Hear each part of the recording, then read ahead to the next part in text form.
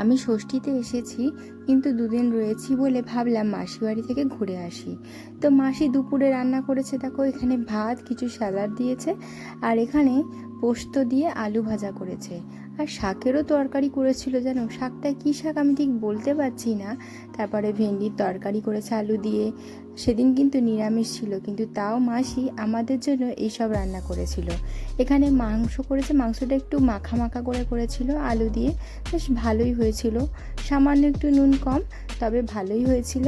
আর তার সাথে চাটনি, পাঁপড়, কত কিছু রান্না করেছে বলো মাসি আর বৌদি মিলে। আর বিকালে বাড়ি আসার আগে মাসি করেছিল সিমুই। তো সিমুইটা খুব ঘন করে করেছিল বলে আমার খুব ভালো লেগেছে। আমি অল্পই খেয়েছি, আমি মিষ্টিটা খুব একটা খেতে পারি না। তো চলো বিকেলবেলা বেরিয়ে পড়েছি বাড়ি যাওয়ার উদ্দেশ্যে। বাড়ি চলেও এসেছি, এই যে আমাদের বাড়ির শিব মন্দির। তো চলো আজকের মতো ভিডিওটা এখানেই শেষ করলাম। যদি আমার ভিডিও ভালো লেগে থাকে অবশ্যই একটা লাইক করতে ভুলো না কিন্তু। চলো বাই বাই।